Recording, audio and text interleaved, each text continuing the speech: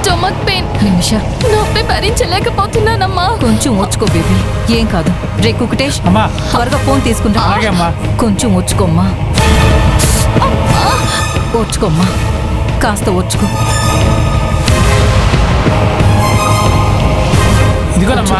ఇటు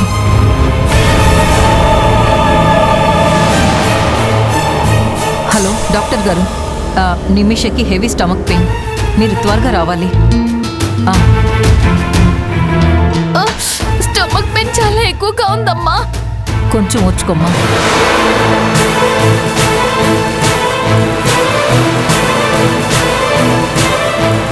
అమ్మగారు, మెంతులు జీలకర్ర కలిపి తాగిస్తే మంచిదేమో. నువ్వు ఆపుతావా? నువ్వు బయటకు వెళ్ళి డాక్టర్ వస్తున్నారు లేదో చూసినప్పు. అలాగేనమ్మా. కాస్త వచ్చు.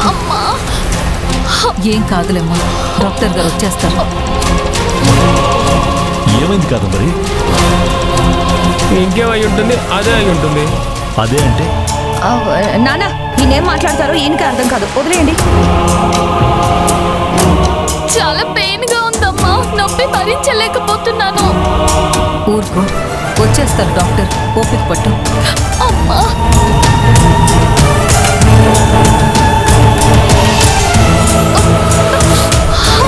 రండి డాక్టర్.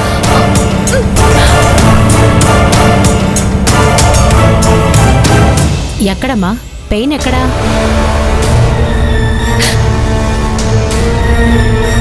అమ్మా,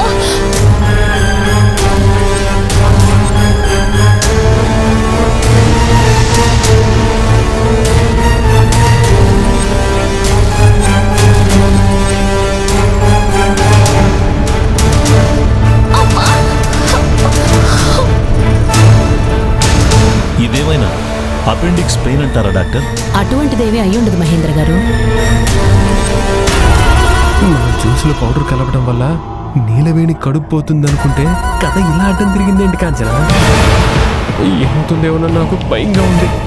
మీరు కంగారుతో విషయం బయట కనేసారనుకోండి, ఇద్దరిని కలిపి బయటకు గెట్టేస్తారు. ఏం పర్లేదు, ఒక ఇంజెక్షన్ వేస్తాను, తగ్గిపోతుంది. నాకు ఇంజెక్షన్ అంటే భయం డాక్టర్, నొప్పిగా ఉంటుంది. నిమిష, ఈ పెయిన్ కన్నా ఆ పెయిన్ తక్కువే. మేడం, మీరు ఇంజెక్షన్ వేయండి.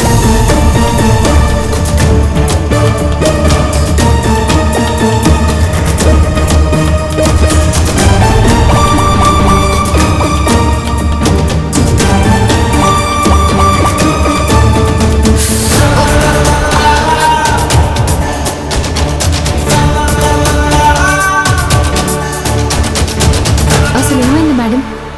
ఫుడ్ పాయిజన్ అయినట్టుంది. ఏమైనా తినిందా?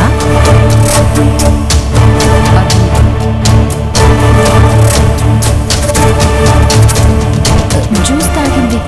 ఫ్రూట్స్ అన్ని హైజీనికేనా? అవును మేడం, అన్ని తాజా పళ్ళే. హే కుకటేష్, తాజా గీజా అని ఇప్పుడు చెప్తున్నావా?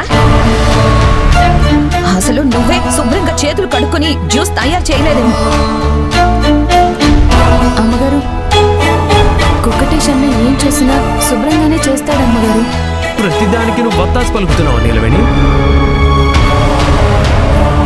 సమయానికి డాక్టర్ గారు వచ్చారు కాబట్టి సరిపోయింది. మనం హడావిడిగా వేరే హాస్పిటల్కి తీసుకెళ్ళుంటే అక్కడ డాక్టర్స్ హడావిడి చేసి ఆపరేషన్ చేయాలంటే అప్పుడు పరిస్థితి ఏంటి? ఏమంటున్నావు కోటి? అదే మావయ్య గారు, ఈ మధ్య ఇలాంటివే ఎక్కువ జరుగుతున్నాయని. బాబా, ఇది మరీ ఓవర్గా ఉంది. నిమిష ఇంజెక్షన్ వేయించుకోవడానికే టెన్షన్ పడుతుంటే ఆపరేషన్ అని భయపెడతావేంటి? డాక్టర్, నా వైఫ్ నీలవేణి ప్రెగ్నెంట్. ఒకసారి చెక్ చేసి ఏవైనా మందులు రాస్తారా? Congratulations Tarak. Thank you doctor. ఏమ్మా, ఫోలిక్ యాసిడ్ టాబ్లెట్స్ ఏమైనా వాడుతున్నావా? అలాంటివేమీ లేదు మేడం. బిడ్డ ఎదుగుదల బాగుండాలంటే అన్నీ వాడాలి.